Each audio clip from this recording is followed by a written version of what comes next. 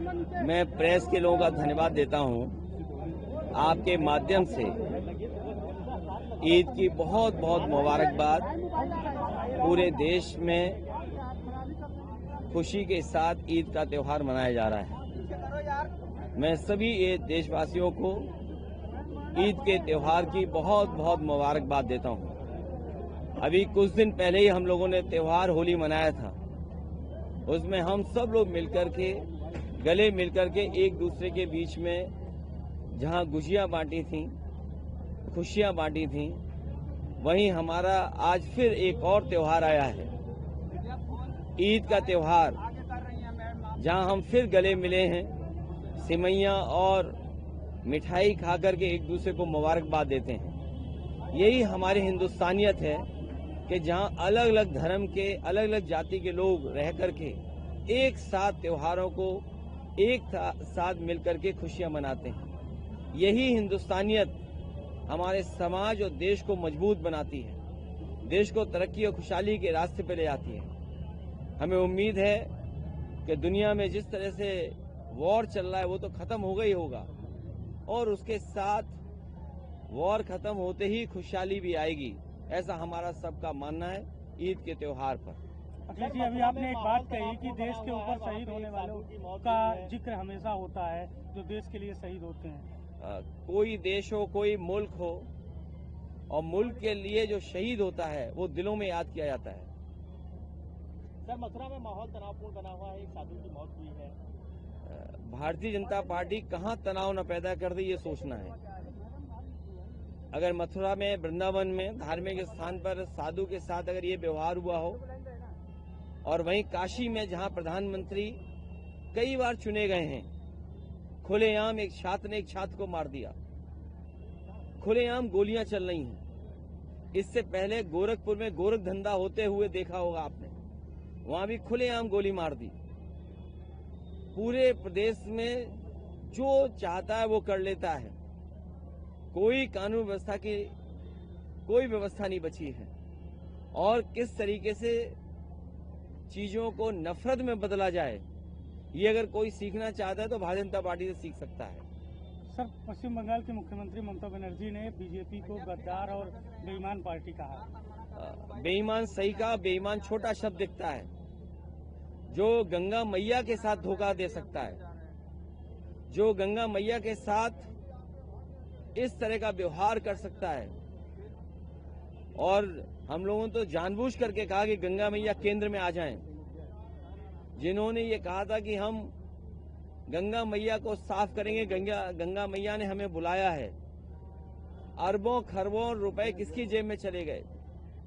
जब हम गंगा मैया याद करेंगे तो मणिकंका घाट भी याद आएगा, किसने बुलडोजर चलवाया था।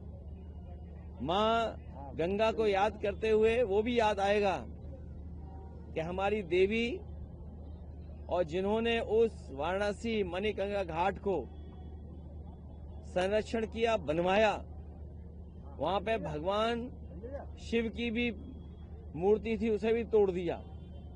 तो भारतीय जनता पार्टी के लिए जो आदरणीय ममता जी ने कहा वो कम कहा है, और सच्चाई है कि वो अकेली भी लड़ेंगी तो भी जीत जाएंगी। वो अकेली लड़कर के भी सबका मुकाबला कर रही हैं। ये जो अधिकारियों का ट्रांसफर हो रहा है बंगाल में, सुना है कि बड़े पैमाने पर अधिकारियों को हटाया गया है। डीजीपी, चीफ सेक्रेटरी या अन्य सेक्रेटरी या अन्य अधिकारी, पुलिस के और प्रशासनिक अधिकारी। लेकिन उत्तर प्रदेश में जब जब बीजेपी के समय पर चुनाव हुआ है, बीजेपी ने एक भी अधिकारी नहीं हटाया, और अधिकारियों ने चुनाव आयोग से मिलकर के बीजेपी के लोगों ने ऐसे अधिकारी सेट किए थे कि एक रिश्तेदारी आसपास बना रहे, रिश्तेदार के माध्यम से ही हम चुनाव जीत लें। तो एक तरफ जहां बंगाल में तमाम अधिकारियों को हटाया गया, वहीं उत्तर प्रदेश में हम लोगों ने देखा था कहीं किसी अधिकारी को नहीं हटाया गया।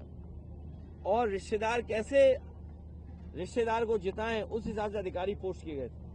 सर, कैबिनेट विस्तार की चर्चा है, कहा जा रहा है कई बागी जो आपके पार्टी के हैं उनको भी कैबिनेट में जगह दी जाएगी। मेरे साथी, ध्यान मत हटाओ।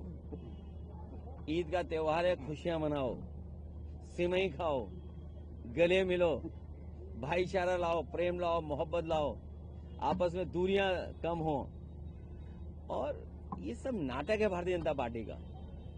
देखिए, भारतीय जनता पार्टी का नाटक हमने आपने देखा।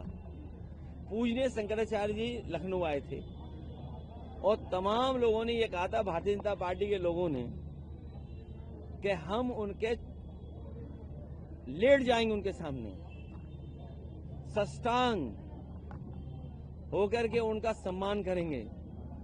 पूजनीय शंकराचार्य जी आए लखनऊ में, बताओ वो लोग कहाँ गायब हो गए, कहाँ अदृश्य हो गए, कहाँ इनविजिबल हो गए। और फिर बहुत सारे लोगों का मन था कि आपस में बैठ करके बाटी चोखा खा लें। इस राजधानी में दोबारा बाटी चोखा की दावत नहीं हो पाई।